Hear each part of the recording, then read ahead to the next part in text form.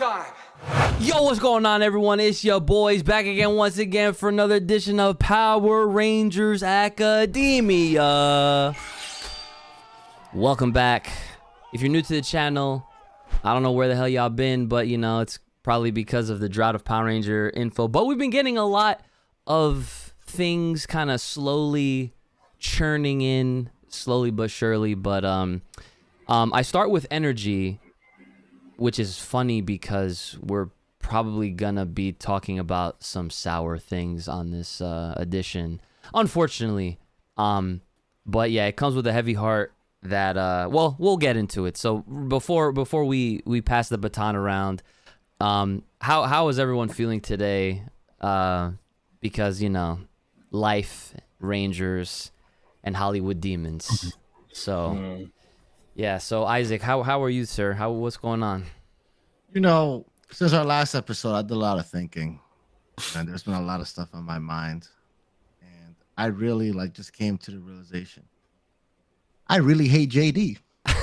Okay, so nothing has changed.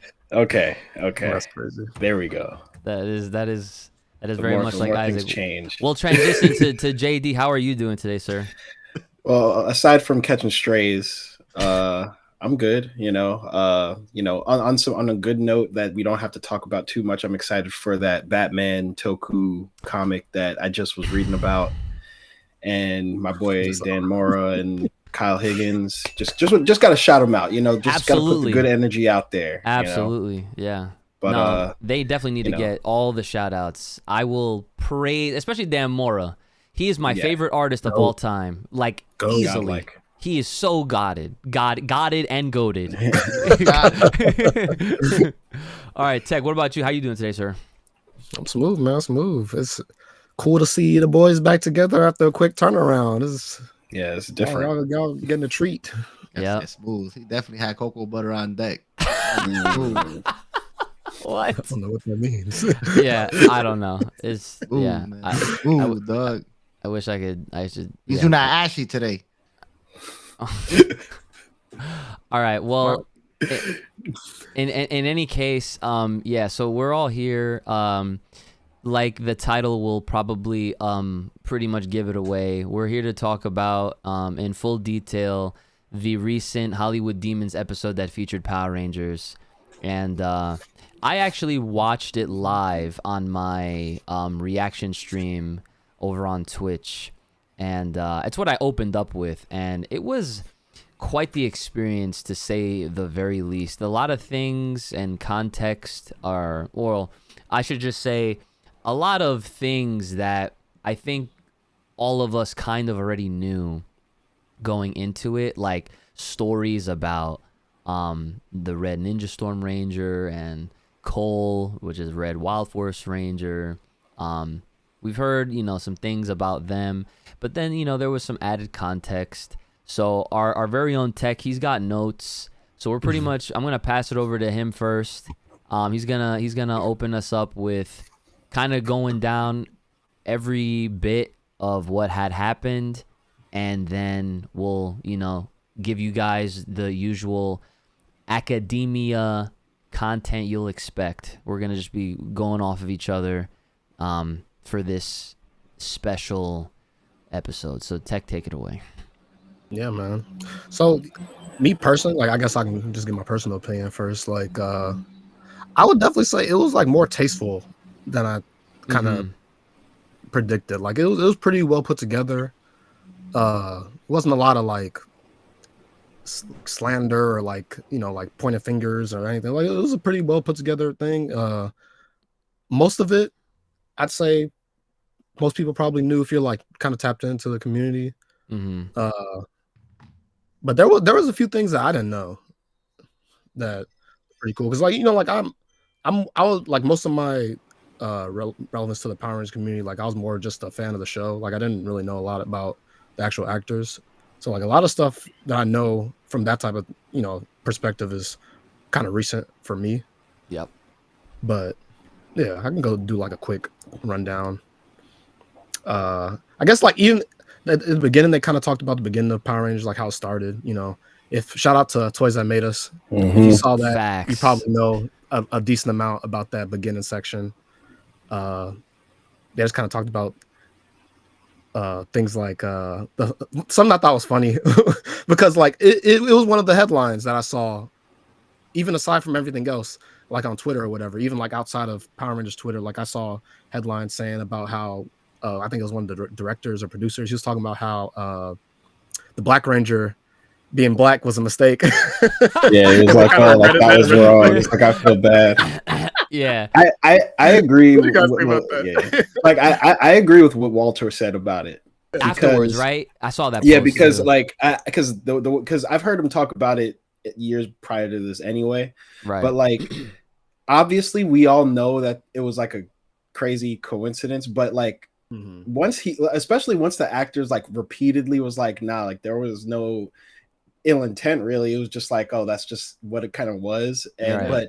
but like the fact that like he's like, you know what, like it wasn't a racist thing. It was just like it was an honor to be like basically the first like live action black superhero for like a whole generation, where he's still recognized all over the place for that, even though he wasn't even there the whole time. That's facts.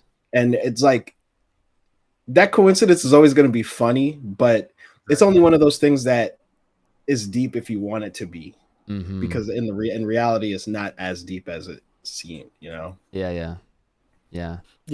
That's one of those things where like I don't really think anybody was really offended by that. Like when I was a kid, I thought that shit was cool. So like exactly. Facts. Yeah, so like I just think it's funny that they said that. I guess they like wanted to address it, but I always found it kind of funny. And then even afterwards, like they really avoided making any Black Rangers black until Operation Overdrive, right? That's like true. It was the next one, I think. Funny enough, and then that kind of one in particular, of course, asked himself out in real life, but is what it is. But that kind of made me think sometimes when I was thinking about that, I'm like, like what if they just didn't care and just kept doing that? Like, what if TJ was the Black Ranger in space or something like that? Yeah, like all those, and just kept doing that. But I don't know. I just think it's funny. Yeah, true. But yeah, they kind of start off with that. Do you want me to just should we just talk about each thing as we go, or should I just do a quick rundown? That's a good question. How do you guys want to do this? Because yeah, I'll just go down. I would say run down the stuff that most of us like already kind of know or are aware of, like the softballs. I definitely suggest at the very least getting anything that happened before the actual the meetings. Okay. Sure. We'll get that. I guess one thing for me, I think even all of us, I thought it was really cool that they got Audrey DuBois on there. Yeah, me too. Because I didn't really know much about her story. I think to a lot of people it was kind of new. Yeah. To them. She kind of talked about how shady it was, how they right before the pilot, they're like, all right, we're gonna give you this contract. You gotta sign it overnight, you don't have enough time to talk to your managers or whatever, but you have to hurry up and sign it at 7 a.m. Yeah, they definitely kind of trapped them in like a deal. And the whole thing with that putty, like the actor passing out or something, and that was crazy. Never heard of that one. To put on the suit, and that was insane. And then she was saying how she wanted to do it, but she literally probably wouldn't have been able to live with that amount of money, so she kind of had to step away. And then they brought Tui right after, and you mentioned how she regretted it too. Yeah, I bet. Well, the one piece of context I definitely want to provide for those that actually don't know who we're talking about. We're talking about the actual original yellow Mighty Morphin Power Ranger. Yes, that was before. Yeah, no. Just to throw it out there, because I'm sure that there is some folks out there that may not know. Because when it comes for me, for example, when it comes to actor names, I be forgetting everyone's names, or I just don't know them. So but I'll definitely recognize faces. And for those, I'm sure if you're coming to this channel, you're probably already familiar with the pilot episode of Power Rangers, Mighty Morphin Power Rangers, that happened prior to the actual show's release. And then of course, when we got it, we got Trini. We got the Trini that we all know and love. But originally it was actually supposed to be someone else, which is crazy. And I've always wondered, if they were ever going to give that woman her flowers and bring her back into something, and I'm actually surprised that even the comics haven't done that. Yeah. That's like one of the That would have been things. like an Easter egg. Yeah, that's what I'm saying. Like that's like the one little Easter. Like how the hell are we getting VR troopers in the comics before we get the OG Yellow Ranger? You know what I'm saying? Cybertron. Like they could even make her like one of the like the one from the 60s, like even if the it was previous sort of Rangers. that way. That'd been cool. Nah, Like they just did what's her that. name's team? Grace. Right. Yeah. Like that whole thing was awesome, obviously. And of course, like the comic lore definitely goes pretty deep. And they have a lot of references, and surprisingly enough, they never mentioned her. So I guess at this point, this is us kind of giving her flowers because, you know, like she was at least smart enough to smell the bullshit before she could even get too involved. And like, you know, it's crazy to then find out what then happens, you know, from there on out. So go ahead, I'll pass it back to Tech. So to keep going, because the story's insane, bro. And then I just love how the entire episode, like they kind of talk about Saban, like he was just the crazy, like untouchable mob boss, like like looming figure. Yeah, dude. That one cut where they had Simon Cowell, he was like, he taught me how to be mean or whatever he said. Yo, that wasn't him. You already told that was just editing. You know, he was not talking about no Haim Saban. He probably didn't know who Haim Saban is. You think he might? I mean, I didn't even think of that. I didn't think they would actually pull like a swerve on that. That's some what's the fan cams or whatever they be doing on TikTok, like gassing somebody up. Yeah, dude. I don't know. That is crazy. Saban was definitely moving weird. I mean, I think there's a reason why a lot of people, when he first sold it, people were kind of happy that it wasn't in his hands. Yeah. And it wasn't until like the Neo Saban era where people started having like a revision. It's like, oh, give it back to Saban. You know, even in this era, it's like a lot of people like give it back to Saban. But Saban, like he had his own method for his vision for this and that. For better or worse, is why the series is in the hole it is in. You know, like, you know, we're gonna get to it, but a lot of like his philosophy clashed with JDF's philosophy.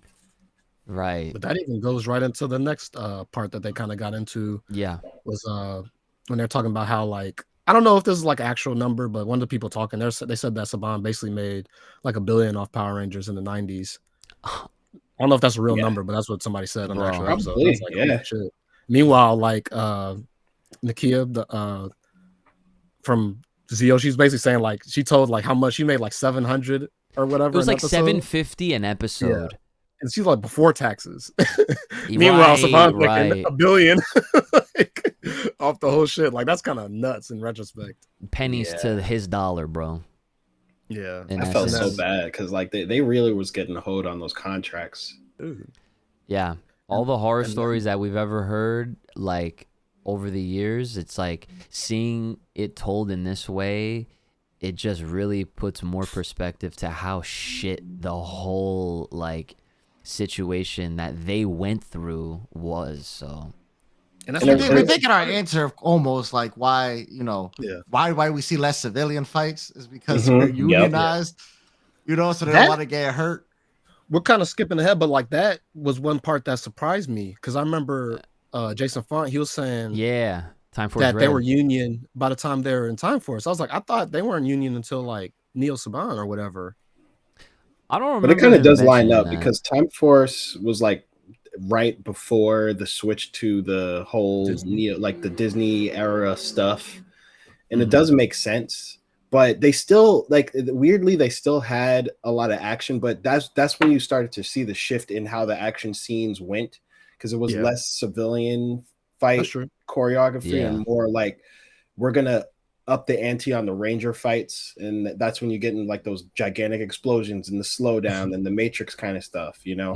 Right. Which is interesting because I remember for such a long time, people always said that the first actual union actor in Power Rangers was the Beast Morpher Red Ranger, right? I think that's true, but I think that it might have Maybe been a different type went to of Union or something like that. yeah. Not the Like actual there actors. might have been a different like tier or something.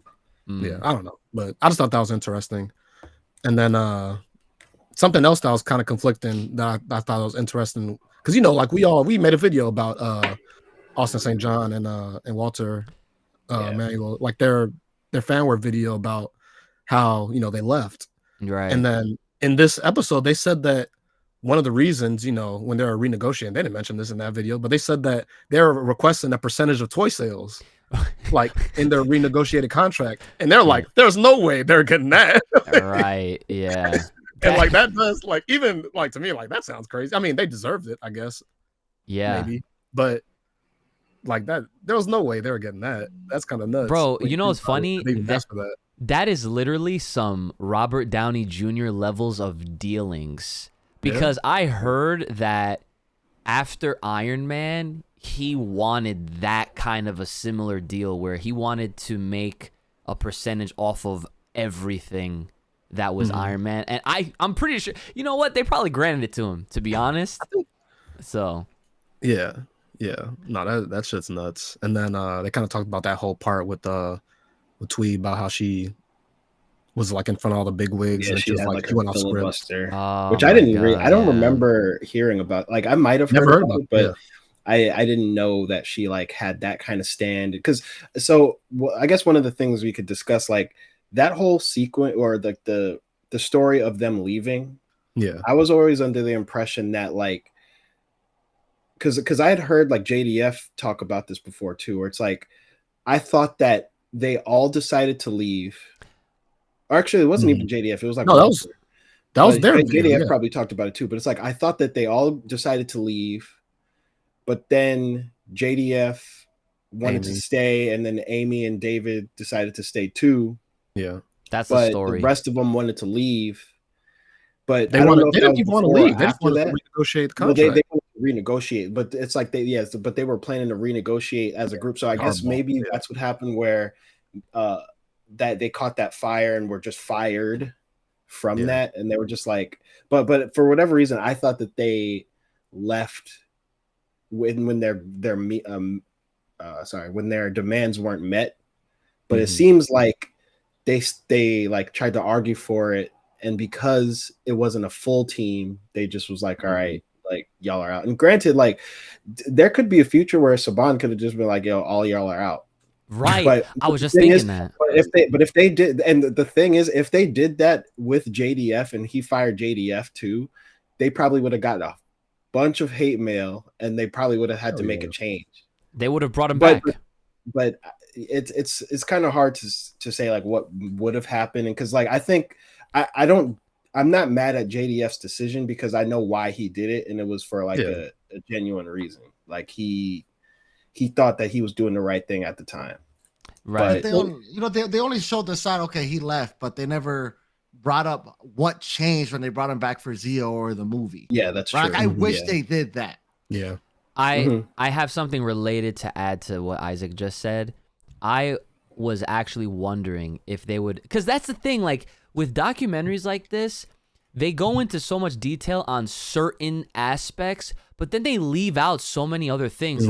They dramatize how Jason, Zach, and Trini all leave, but then they don't mention, well, Jason came back in Zeo as they never mention that, and they don't talk about it. It's like, oh, okay, like what's up with that? Like I just think it's a little weird to omit certain things or to like try to play back to like all these different stories and perspectives, because like, I'm not taking away anyone's trauma or whatever had happened from back in the day, but it's just like, okay, obviously y'all were treated terribly. That is like undefeated, like no one's gonna challenge that, but it's just like some of y'all left, some of y'all came back, and then some of y'all came back again and again, and it's just like, what do you like what at what point, like what happened? You know what I'm saying? Yeah. Like, were there any like renegotiations or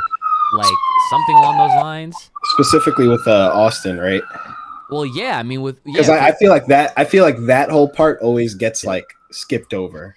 Because I'd say like Twee and Walter kind of stood 10 toes down. Like they really didn't come back. Yeah, no, that's what I'm saying. Like, But like Austin, he came back like as a full-time member. Like he didn't just have a cameo. Like, and did they mention? Yeah. I mean, I could be wrong. Did they mention like all three of them were represented by like the same agent or something? yes, they said that too. Exactly. So why is it, like what happened there? What happened with the agent? Why he came back? Why Walter still said no?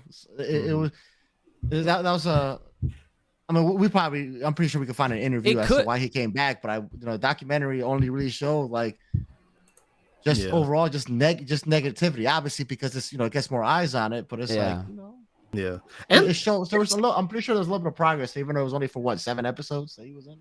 And you know the whole thing like with when you're gonna see both sides of it. Like when in the fanware video, it sounded more gradual. But like in this, it sounded like it was like that. Like you talk shit, you're out. Like yeah. Then like they were talking about the movie. Like I feel like the movie, like coming up to it, they didn't really talk much about it. But it seemed like that was a big thing. Like with the negotiation too. Like they're talking about we're gonna sign. Because what wasn't it brought up before how they had to sign a different contract for the movie? And they're saying there's gonna be multiple movies or whatever, right? Like But here it's like if the pay was really that bad, what changed with the movie? Making it seem like their whole contract already had the movie included when the movie was done by Fox.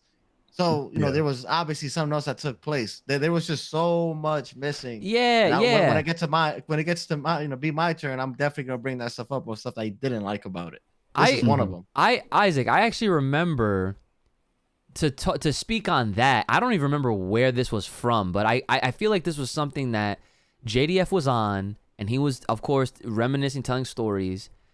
And maybe it was on the Catherine, the one YouTube channel. Yeah, the one with Kat and Tanya.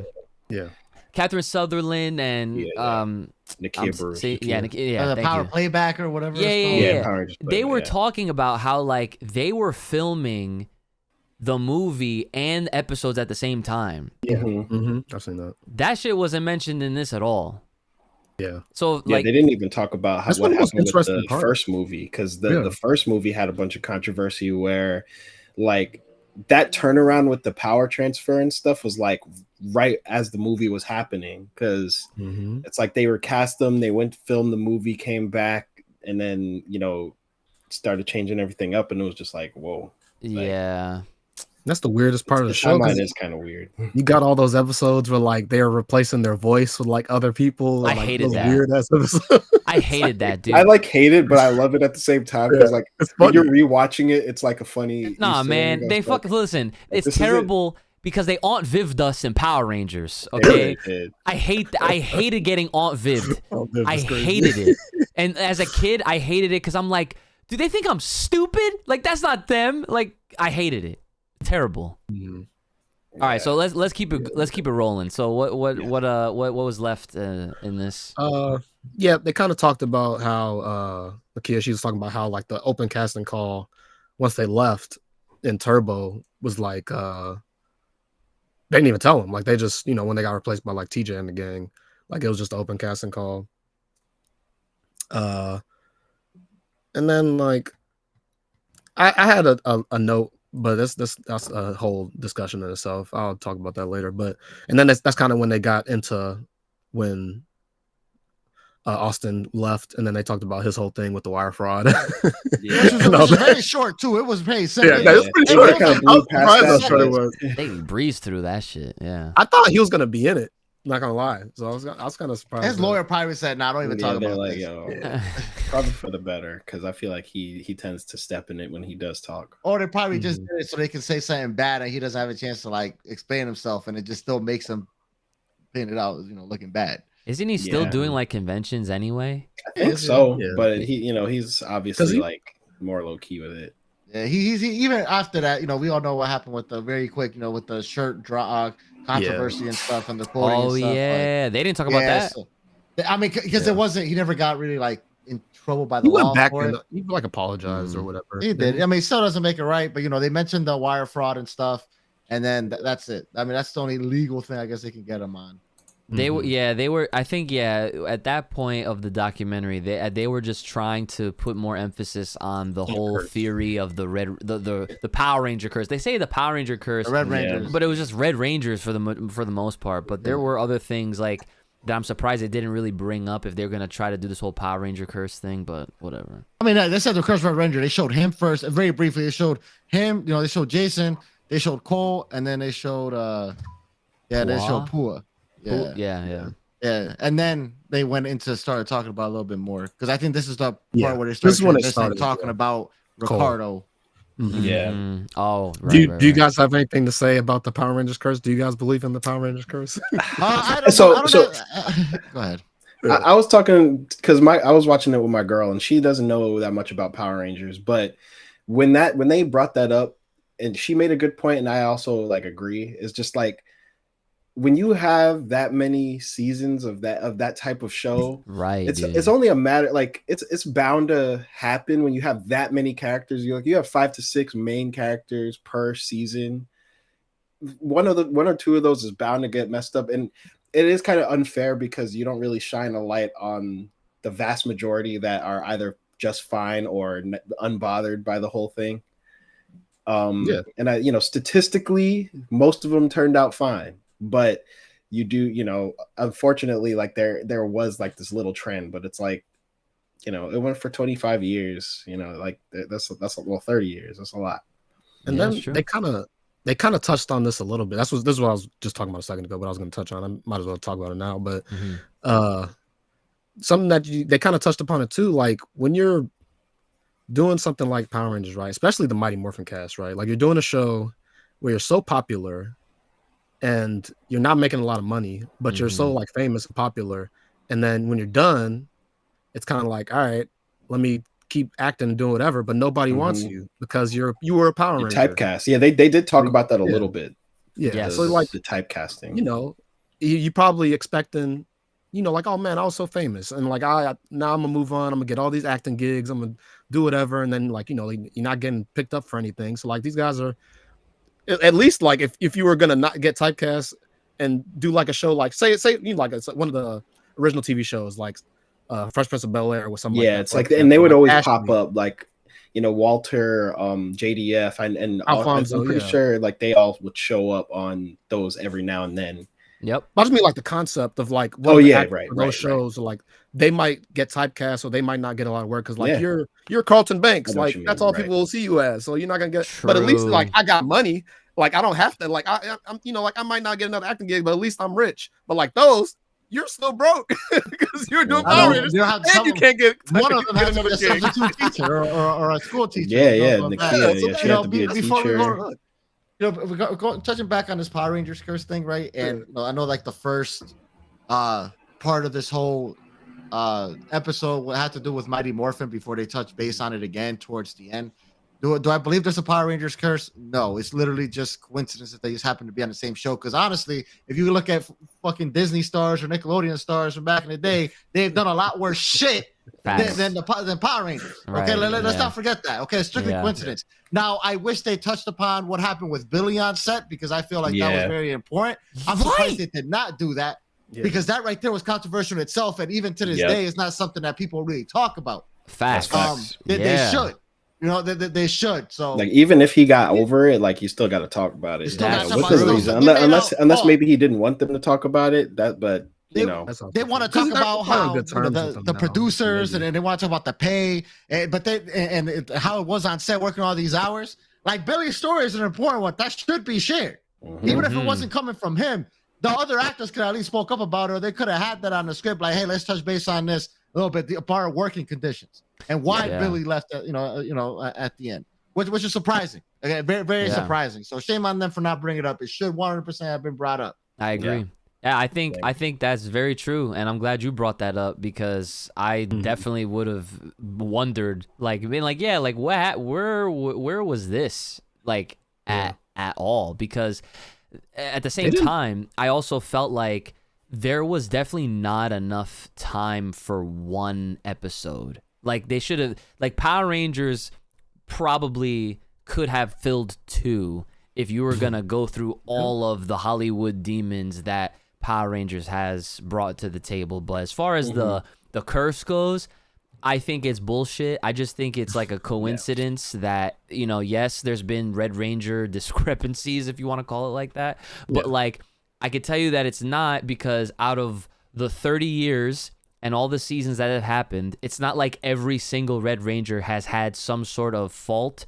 And then you have guys like Jack, who SPD Red, who has actually broken out from Power Rangers and has been featured in other roles on like television dramas and whatever the hell it is that I've actually seen him in. And some have other roles, like I've seen like Summer from RPM. Yeah, exactly. Like Ranger from RPM. Scott, you'll then, see. Neo, He was Galaxy. He was in Jessica Jones. Jessica Jones. Yeah, he's in a lot of shit. Yeah, honestly. that's what I'm like, saying. He has a career. They out here, so it's like that curse is just is. To be honest, and I'm not trying to call anybody out that's on YouTube, but it's just content creator bullshit that was just made up to just create some sort of something to talk about, because let's face it, like there's really not a whole lot unless you're like regurgitating the history and just reading out of the freaking that 120th or 25th anniversary book that I'm sure we all have. Just going through all the seasons and blah, blah, blah. So whatever. But here we are talking about this now. So what else, Tech? Or is there anything else you guys had anything else to add? On that topic, we can... Yeah. I guess I was just going to mention how me and Isaac, before we hopped on, we were just talking about this, how like it was interesting how they didn't really talk about. Billy was really the only Mighty Morphin cast member they didn't really talk about at all of the OG guys. That's true. Amy too, like a little bit, but they like talked about it a little bit. But yeah, they didn't really talk about Billy at all. But this we kind of touched on the next part, how they're talking about how after the Jason part, the also St. John part, how they're talking about how they went to a Union show with Time Force, and then that's kind of after that is when they start talking about Cole and his whole thing. Which this whole part right here is the one that got me the most emotional. Before you start, I know. Before I start, I just want to say, because I mentioned this on Uchi stream too, but the fact that Cole was out here neglecting animals is crazy. Yeah, that is so against his character. Yeah, that's fat. I didn't even think about that, That man is psychotic. That actually is crazy. Like. That is a complete irony at its finest. Like, how did that work out? Did he not hear anything his character said? Right? It's like this. I don't know. But I guess before Isaac goes, like, too, at the end of, I forgot the lady's name, but the girl who's the girl who ex-girlfriend, the ex-girlfriend. Sorry. Yeah. And she, like at the end, she kind of said, like, I think he did it because he thought he was that character in real life. I was like, if he thought he was Cole in real life, he would have took care of them goddamn animals. Right. I don't think he did. Exactly. Thank you. Nah, you know what? I'm not gonna lie. And let me put this out there. I'm not trying to take anyone's fucking trauma away, but a line like that almost feels forced and fed, because it's like I'm not expecting all exes to just know, like, oh yeah, like they watched the whole season of Wild Force that their significant other was on or whatever. But it's just like, if you know he was a Power Ranger, like Power Rangers don't really kill people. Yeah, you know what I'm saying? I mean, like, if you want to get technical, like the monsters. Why this is the whole part that pissed me off the most. But exactly what Uchi said. It sounds forced. Exactly. Yeah. Yeah. It was that and them showing the PMCs. Oh my gosh! Stop it, bro! I'm telling you, the whole that was hard to watch. I did, like, honestly. So again, like, I was watching it with my girl. I had to pause it and explain to her what PMCs were, and then and Isaac was like the first person on my mind. Of course, while I was watching that sequence. I was just like, these fucking Isaac clowns, man. Hate these guys. I hated this whole section of the whole episode. This is the worst part of the entire episode to me, because there's so much stuff that's wrong with this episode. Yeah. Well, with this part, with the segment of Ricardo / Cole / Red Wild Forest Ranger. Yeah. Like, oh my gosh, man. So wait a minute. It was almost cringeworthy for me. Quick question. Oh, yeah. Well, this relates to that. But he hasn't been to any conventions since, right? No, that's another thing that I want to talk about. Like, there is so much shit that was said and shit to me that makes no sense. With your permission, I just want to jump right to it. You can go ahead, yeah. Okay. I mean, that's what you want to talk about. So, We'll move on after. Listen, this is the reason it pissed me off. I personally feel there's just so many gaps in this woman's story that makes absolutely no sense to me. Okay. None. Okay. So, yes, they dated a little bit. They went on, they met online or whatever. They didn't work out. Okay. She was talking about how she wanted to train her dogs, and Ricardo brought up how he's a dog trainer, possibly lied to her. Maybe he was killed. Who knows? And after they split up, she decided to call him back. Hey, let me send these animals. I'll pay you so you can train these dogs. Yeah, I don't know even how everything. far away she lived from him. She's just paying or whatever. So when the whole thing for news first broke out all those years ago, it was everywhere how he had to defend himself. It was his roommate, this, that, and the third. The roommate was her brother. So after she found out that the animals were being neglected by Ricardo, Cole, Wild Force Red, she decides, because Ricardo had a girlfriend that was also living in there. Right. Yeah, So I forgot about that part. Yeah. She was living in wouldn't there. let her This was a leave. messy There situation. was a lot going on here. Yeah. Right. So she was living in there. So the ex-girlfriend was like, I sent my brother to stay over there. Remember, the story broke out saying he did that to his roommate. So if that was really his roommate, she said, I sent him over there. Now, if they were not already on good terms, the ex-girlfriend and Ricardo, how was he okay with him staying there? That's direct family of the woman. Direct family. The girlfriend said her side of the story of what happened and tried, gave Ricardo basically agree with Ricardo. The guy was let out free, basically. It's like, okay, that's it, investigation over, whatever. She's like, well, I don't believe the cops, so I'm going to do my own investigating. But when I went in there, I saw the sword or whatever was covered in blood. I could be wrong about that part, but I didn't see they said that the door was kicked in. The door was just fine. So I knew something wasn't right. So I guess they reopened the investigation or something. Now, that made me think, if he is cleared, how the fuck was he okay with her going to that house? Number one. But only thing I will say is that maybe she went when he was detained. True. But he got let out. They found him. They cleared him of everything. That's when she Did he decided get to let go. out Look, instantly? They said that he was let out. Now, if the police already detained him, why would she go in there if the cops already got him? Yeah. Right. So she went. At least from what it sounds like, she went after. So that means she either snuck in or something. She didn't see the door kicked in or whatever. Yeah. Okay. Now, the girlfriend wasn't home either. So how the hell was she let in? Yeah. She also, I mean, I know everybody deals with things differently. If you look at everybody else that was brought on, even when we get to that Eric Frank's ex-wife, she was very emotional when talking about the whole thing. Of course. She wasn't. So something tells me like maybe they either weren't close or she's thinking of things to say. Like she was shook or she was, it just, to me, I found that weird. Right. I'm not, what happened was horrific. Don't get me wrong. Yeah. It was bad. Yeah. It was really bad. Like whether it was self-defense or not, he killed somebody. Yeah. Yeah. Right? Penetration. He killed somebody. He also got 6 years for killing somebody. 6 years. They brought that to manslaughter. Like you They just didn't get all 6. He only did like 3 or something like that, right? But I said you killed somebody. You didn't get 6 years.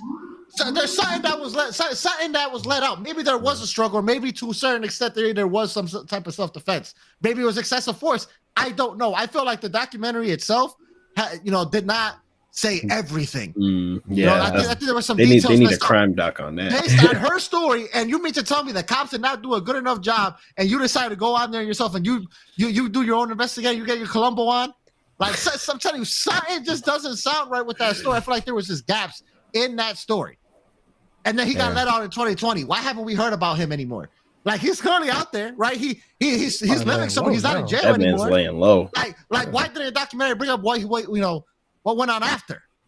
Yeah. You know, it's 2020. That was 5 years ago. I'm pretty sure they filmed this last year with editing and production and stuff. It took a little while, so that's probably why we're watching it now.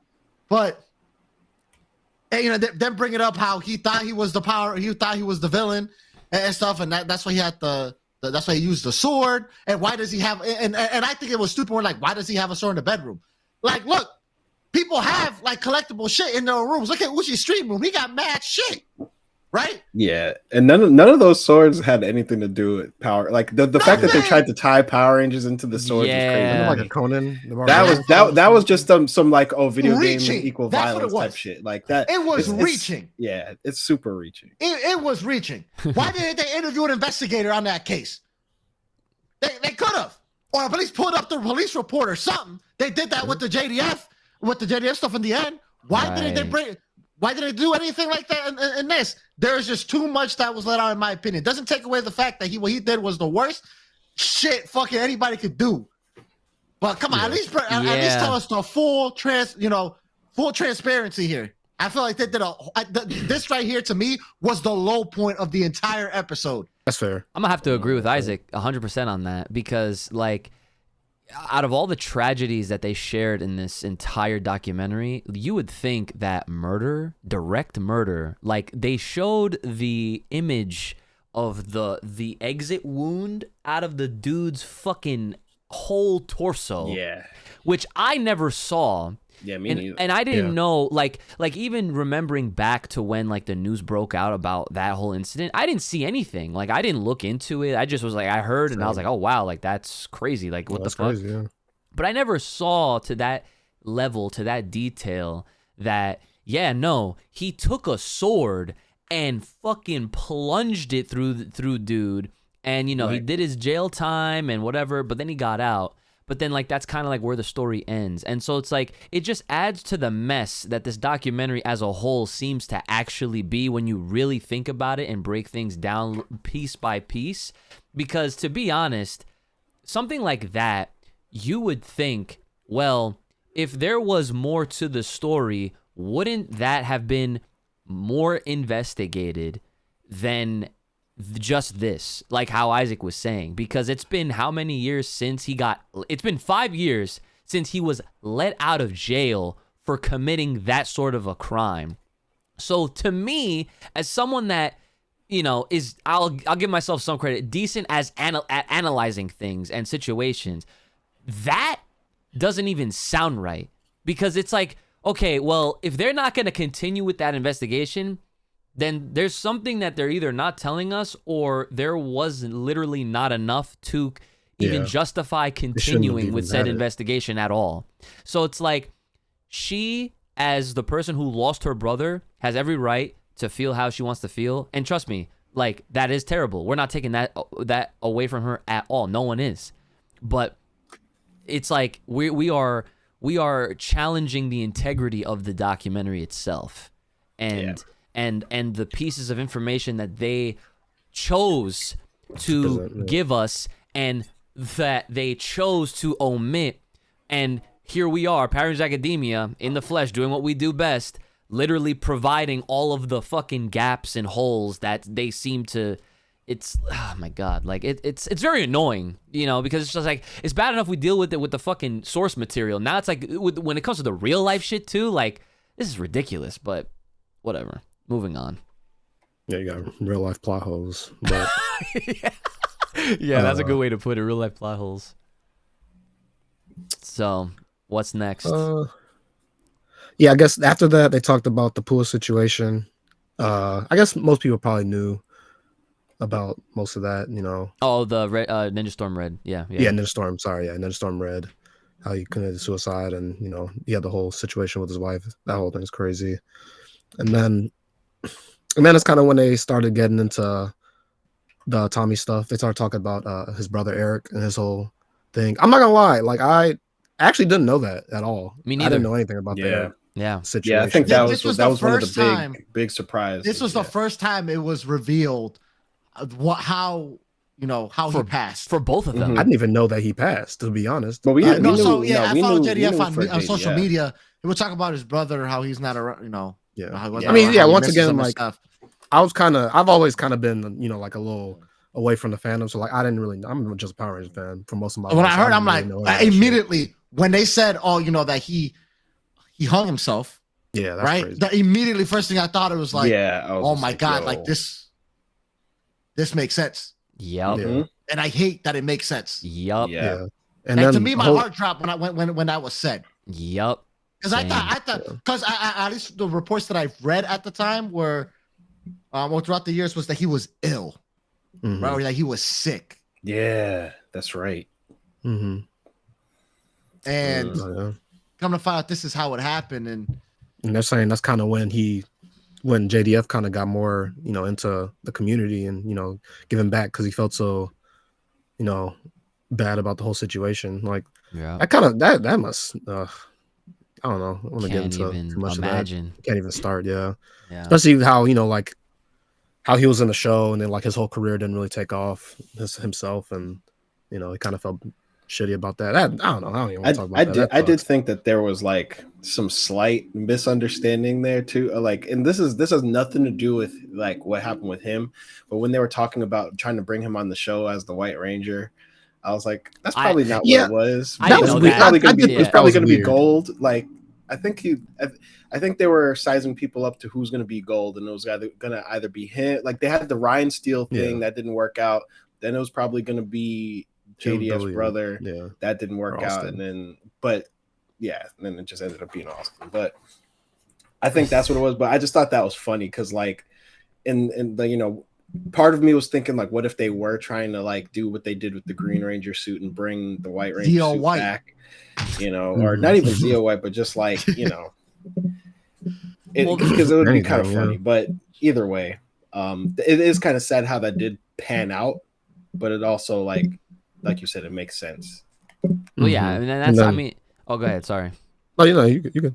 Well, that's the part where I even chimed in and I was just like, I have never heard of any story about how they were going to try to get his brother actually on as a full-time ranger until this documentary. And then the way they presented it, I immediately debunked it. And I was like, well, if that's the case, they probably never went forward with him because they're copy and pasting footage from the Sentai anyway. Yeah.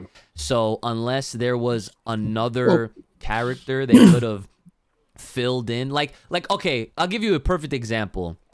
For the timing, like, okay, if they want to say, oh, he could have been the Gold Ranger, whatever. Yeah, But the I way think they that's- were saying it, they were acting as if like, oh, he could have been the White Ranger, like Yeah, going yeah. back to Mighty Morphin when they clearly weren't in Mighty Morphin at that point. So it's like, okay, go to Turbo.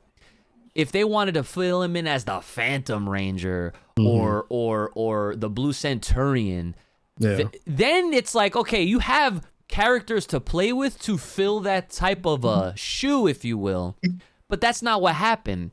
And the reality is, it's like Power Rangers is directly built off of the Sentai counterparts.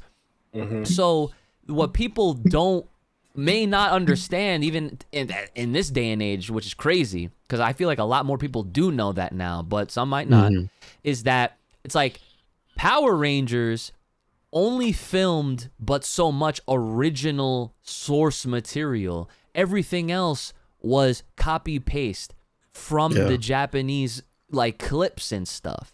And the White Ranger thing only worked because they skipped a season. Exactly. And they Yep. never used those Die Ranger suits for anything else. Like they Just the took Zords. they took Saba, obviously, and they took the Tiger Zord, and they obviously took the Kiba Ranger, which is the White Ranger from Die Ranger.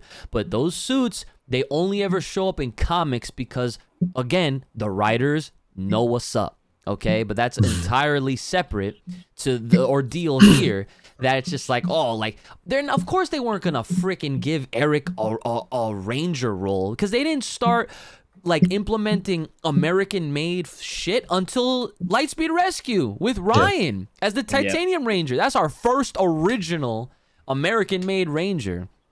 And they look at even then, after that, they probably use that shit as an experiment. Where it's like, you know what? It's too much effort. We're not gonna do all that because it kind of can clash with certain footage and all this other stuff. And we didn't see more original Ranger shit probably until Jungle Fury with the Spirit Rangers. So it's like, come on, like at the end of the day, at its core, Saban-isms, they're just trying to sell toys. They're not trying to freaking make a unique original show. They were trying to get by as best as they could off of the footage that they had access to, and that's where it ends right there. Exactly. Well, no, that whole thing is crazy. And then like one thing that I thought was crazy was that stat that they shared about Green with Evil, how it had a 99% share. Yo, that was that was crazy. But But I'm also not surprised because I was like fucking 5 years old when that came out, or younger, and I remember going home being like locked in. Like even my parents was like, "Yo, we recorded the other episodes. Like, you got the tapes, the original tape still." I wish I did. I do. I wish, because I probably recorded over there or just got destroyed. But I definitely had episodes on there.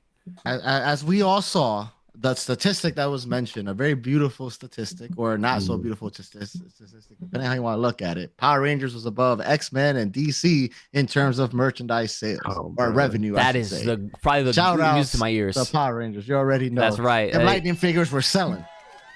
That's a recent stat, by the way. That wasn't just like a 2024. I thought on my stream that they were referenced to the 90s shit. No, that's a 2024 stat. That blew my mind. I was like, there's no way this is real and accurate, but you know. Yeah. So all right, so continue. Yeah. Keep moving. And then after that, they kind of started to talk about Twee's situation. Yeah. The fact that Twee and Eric both died in 2001, I didn't know that. That is even crazy when you think about that. And then they talked about, obviously I didn't know anything about the situation. The fact that there was 2 survivors, right? One survivor. Actually, was it? Because I maybe the way. No, it was 2. It was 2. It was the girl who's paralyzed, who they interviewed. Yeah. Then the driver was mostly unharmed. Yeah. Twee. Yeah, she's the one who. Yeah. Damn. Yeah, that's crazy. But I think because there's like a whole video of her talking about that in detail, like in even more detail than in the documentary, and it's very like harrowing, and it's sad, because obviously like she's one of the originals, and she never really got to see like what the fandom became afterwards, and it's unfortunate, but I feel like the whole Comic-Con booms and stuff started happening a little bit after that. Yeah. But I guess that can go right into the next part, is when they started talking about the Comic-Con Punisher guy. Oh, yeah, because I completely forgot when that happened. When they brought it up, like it took me a second to be like, oh yeah. I forget that he's the reason that conventions up their security all around the country. Because of that one incident. Yeah. I never even knew that incident happened. I didn't know about that either.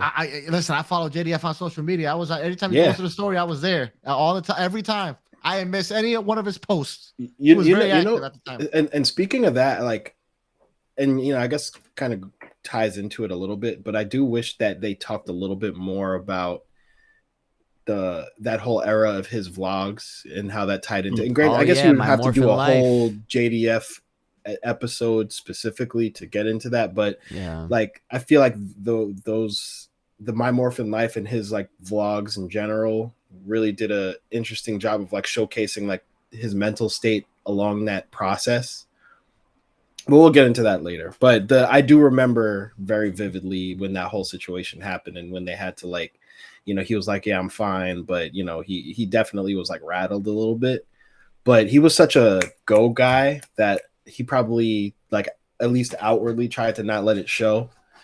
But JDF was definitely the type of dude that was like, I don't, at least publicly, he wasn't trying to slow down. He was like very hyperactive all the time, and he was always like on 10. So, and he probably just brushed past it and just kept doing conventions, and that's it. From here, we could just talk about because I mean, for the rest of the thing, it's the JDF stuff, so we can let's get into that. When we got to the JDF stuff, right? I just want to bring up something that I also might have just been a because none of us brought up how we did they got the Bat and the Sun guy too on there. Oh yeah, which was like I really do feel like when they got to the JDF part, it was low key an advertisement for Legend of the White Dragon, and that's probably why we have not received why it hasn't come out yet because we're waiting for this. Because now we know there's controversy. There's now more emotion attached to Jason David Frank. If people that were healing now they have to remember what happened, and now it makes people want to watch the movie even more or something. Like I don't know, but I feel like low key they were doing that. Also, when Once and Always was brought up, how he said, "Oh, he doesn't want to do it because his power, because he says he's done with Power Rangers." Yeah. But if I remember correctly, the supposed reason why he didn't want to do it was because he didn't like that the story was basically his story that they ended up taking. It's something too with money or something. I forgot what it was. But he said, you're talking about story. JDFs or the JDF story was very similar to the script, the original script, The Legend of the White Dragon, and they're trying to make that into Once and Always. So he wasn't okay with that. I didn't know that. You guys don't remember that? No, well, JD, you might. Wait, I think that it sounds familiar, but wait, I don't know. He wanted to be part of it, and then he read the script. He's like, "No, this is way too similar to my movie. You guys got to change it." Right, yeah. I do remember that. I don't remember that at all, to be honest, because I didn't know who would have had access to their script if it was a completely separate entity. He wanted to bring it to Netflix. If I remember correctly. Okay. Well, I guess then that makes sense. Mind you, this was a rumor from a very reliable source that was said. At the time he did say he was done with Power Rangers, right? But I'm pretty sure that happened a little bit after he said no to Once and Always. Yeah. Okay. Well, yeah. So go ahead, Ted. I just wanted to bring that out there before I forgot. I know we're gonna have a little bit to talk about here, just a little bit. Yeah. I was just gonna, the whole JDF situation. I mean, obviously, we know a little bit about the whole thing, but this was, like we were saying before, this is the first time we really got the specifics of the whole situation.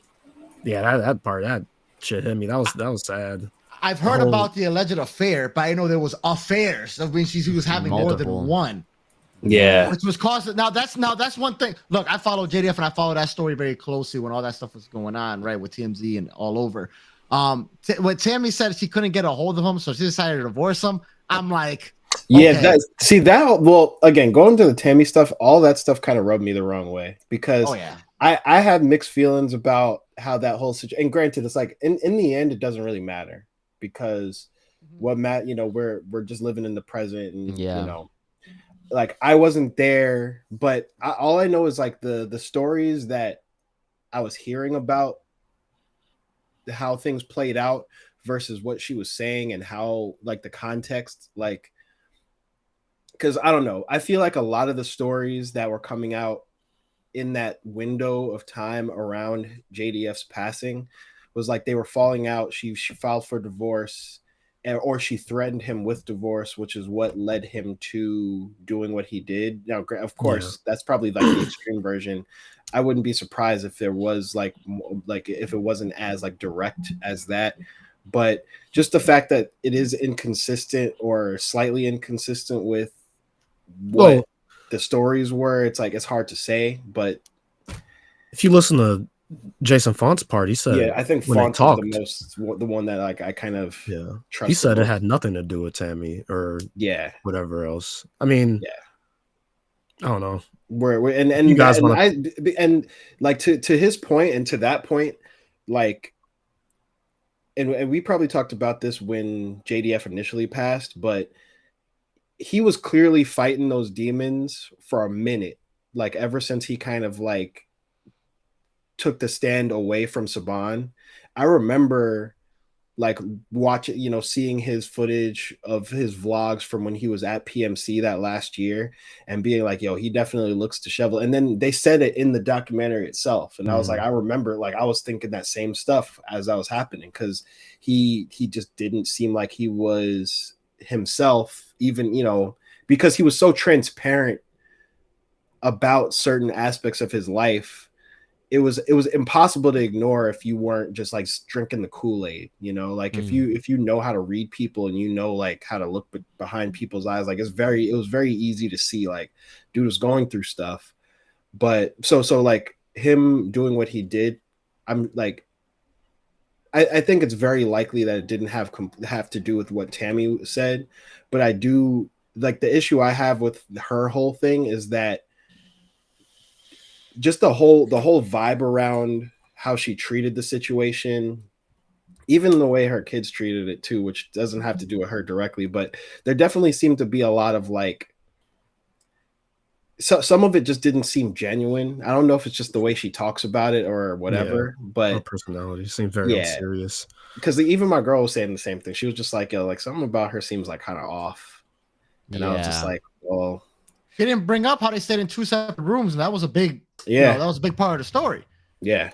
Right. That's a huge part of the story. Now, one thing I also want to touch base on, right? And I'm not sure if this was just editing or if it was just really what happened. I didn't read that report. What is it called? The toxicology report. Oh yeah. And they highlighted that he was taking two different kinds of medication, but on there you saw things that weren't highlighted. One of them being cocaine. Now I'm not sure if this was just, just editing, and they just show it on there. That's why they didn't highlight it, or like because they had a list of substances. There's a bunch of substances. Or maybe he did have an assistant because the doctor or the psychologist, whatever he was talking about those 2 medications specifically, but he completely disregarded everything else that was on there when they showed it. Because I did see cocaine on the list. Now, if cocaine was something that he was known to have used, now I got to go back to that killer or the guy that tried to kill him at the Phoenix Comic-Con, how he told the cops, "Oh, he's a drug, he sells coke, he's a drug dealer, and he's a cocaine user, he's evil."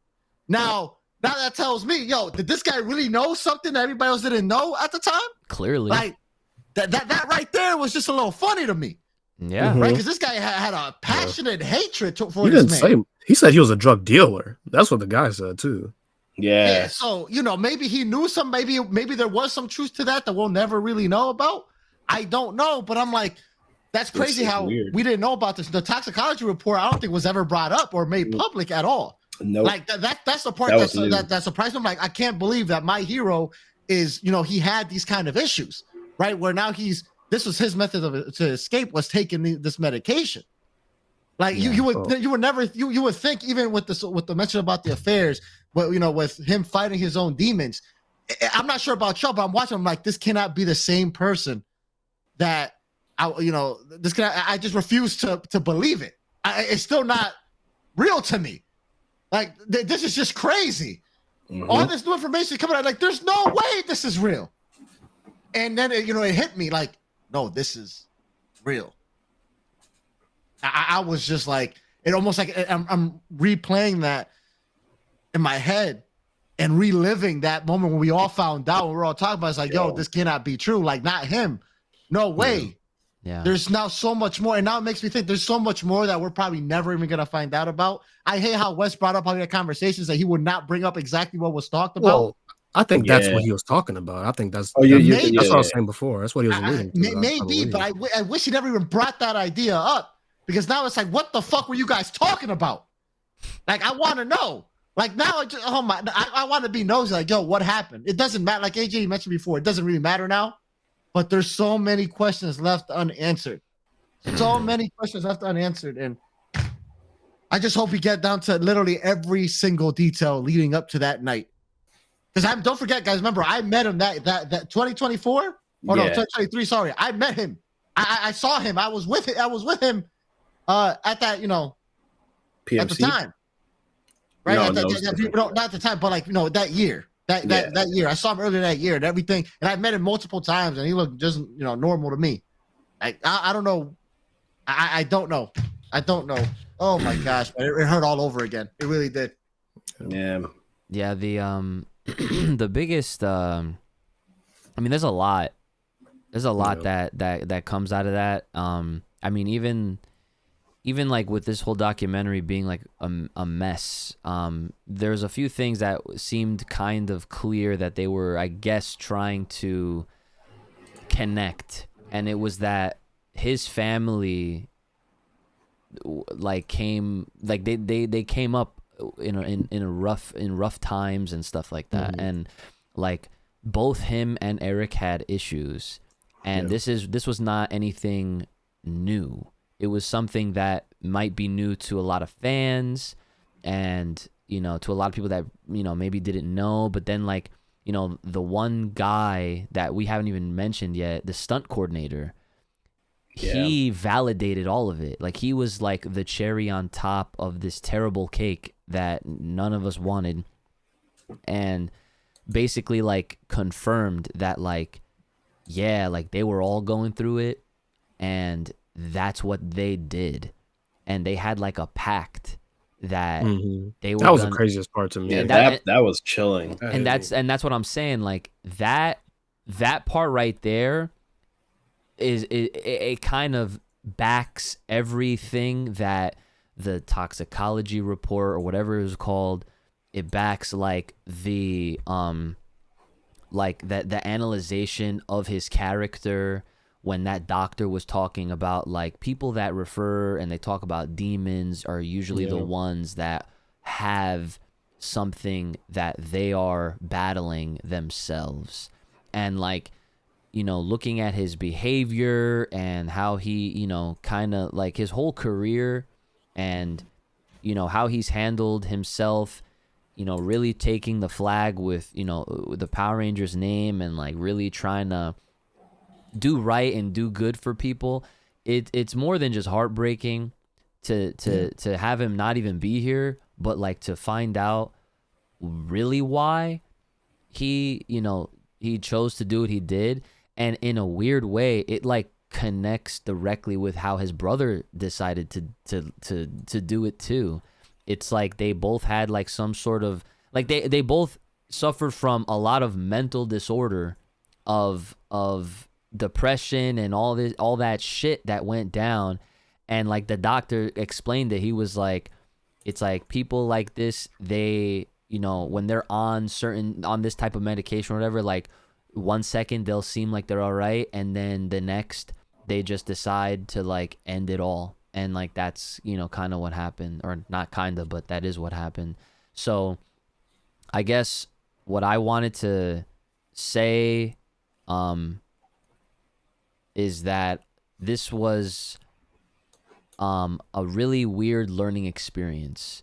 Not just because of all of the shit they wanted to share with the fans, and how they wanted to just present Power Rangers in this way. And like, to be fair, I feel like this was just some sort of weird like I don't even want to call it a fluff piece, but like when you break it down how we've been breaking it down, and we realize like, man, there's way too many holes, and there's a lot of context taken out or not even included, and all these other stories that it's like, this was just something that was shown for some weird reason.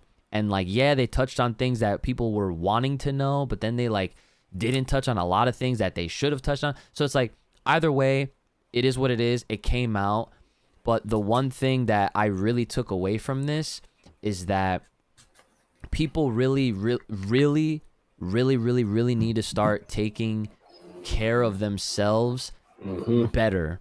And they need to acknowledge their own issues, and they cannot continue with how they are choosing to live if it is causing more detriment to themselves.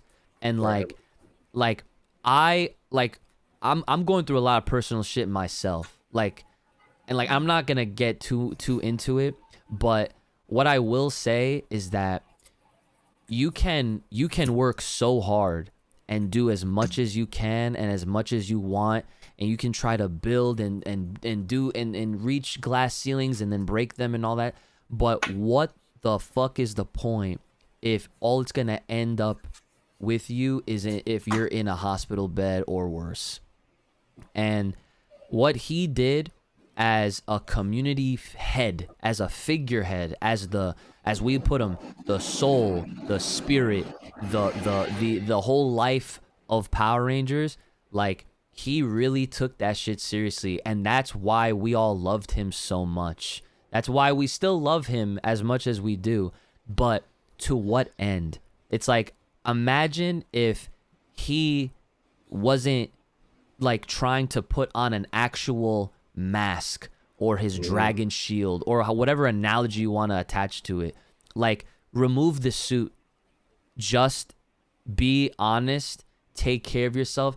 And at this point in time, I feel like more people will appreciate that in the long run, rather than pretending that they're this tough ass as a facade. Like, I'm definitely not somebody that will ever be like that. I'm as you guys know, I run this channel with you guys, and I have a bunch of my other channels. But at this point in my life, we're only getting older. More responsibilities are kicking in, and I am finding my ways to manage, but I am also taking care of myself. And I refuse to fall victim to something like this, because I would hate to even imagine what it would feel like for you guys, for my family, for everyone that's close to me, if something were to happen. You know what I'm saying? And that likewise to you guys, because like, it's just not worth it. It's really not. And he did so much, and even at that point, I feel like no one would have given him any lip if he decided, hey guys, I'm gonna take some time away. You know, I gotta heal. I gotta, you know, because like, if he was really serious, or not to take anything away that he was trying to do, but he was trying too hard. And as the doctor put it, it's like, you're not trained to be like everyone's, like, you know, therapist and all that shit. You know what I'm saying? So that is my biggest takeaway from this. Is like, we all gotta just take better care of ourselves, and seek out whatever help that we might need. And sometimes all the help you really need is just a break. Yeah. Preach. That's it. That's all I got. No, I definitely think that that sums being, that up. Us being in the FGC, you know, when this coming out right after the whole hack situation that we're not going to get into. Oh yeah. You know, it's well, Uchi said he's going to be more spot on. So Uchi, thank you so much for sharing that. You know, it's true. You know, I can definitely relate to it.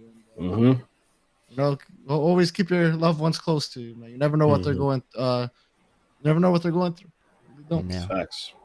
Yeah. And I think they kind of mentioned it too in the documentary. Like, they're kind of saying how, like, on top of that as well, like, you can't put people on too high of a pedestal as well, because I'm sure part of that, you know, the reason why he didn't want to, you know, stop and, you know, like, show vulnerability or whatever else, because, you know, put on the mask, like you were saying, was because people held him to such high of a standard, and he felt like, you know, they said that about Pua too. Like, you know, he probably would have felt embarrassed, you know, if he opened up more about his problems, or, you know, went to therapy, like that became a public thing or whatever. Like, whoever knows what else. But yeah, that's a problem with any type of fandom though. Like, that's just something that needs to go away, and that's definitely to more of an extent. But, you know, like, even we were joking about it earlier about like the PMCs with Cole, but like it's a real thing. Yeah. So, like, I don't know. Yeah, I think, you know what? Yeah, and now that you say that, the one last thing that I guess I'll throw in here is a reminder to everyone that's listening, watching this right now. That is the reason why I named this channel Power Rangers Academia, because yeah, we're a bunch of friends who love Power Rangers, but the insight and the way we deliver our opinions and the information to you guys is intended to be on more of an educational kind of way, because honestly, there seems to be a lot of issues with fans, especially in Power Rangers, that they just don't seem to get it. And that's kind of like why we take pride in what we do here, because to be very honest, like, that kind of behavior where you have fans that literally cannot separate, that is a fucking person. That is not who you see in the show. The show is a show. That's a character being portrayed by an actor, whether they're trained or not. And they kind of threw their asses out there in this documentary too, where they're like, yeah, well, they hired people that had no experience, right? But beside the point, those are humans just like you and I. It's not like you meet them, you pay $35, you get assigned whatever, and then when you're not looking, they whip out their morpher and they transform and they go fight somebody. That's not what happens, okay? The reality is what happens outside of the show and outside of these conventions and whatever is the reality of what they go through mentally, emotionally, spiritually, like all that shit. And so like I really hope that for any of you that might be hearing this, that you haven't made that connection, please do it soon. Okay? Like, it is okay to look up to people. It is okay to have role models, but you really have to check that. Yeah. You cannot put all your life energy imagining that these people are who they are portraying on our screens. I will always love and miss Jason David Frank because of what he represented and what he's done for all of us and the entire community of Power Rangers, because we love Power Rangers. But he obviously needed help. And it's not just him. His brother needed help. Cole needed help. Like, everyone needed help, bro. Like, that is the biggest thing that I hope that all y'all can take away from this is that y'all really need to put into put your role model shit in check and understand that these are human beings too, and that's it. So what a fucking episode. God damn it.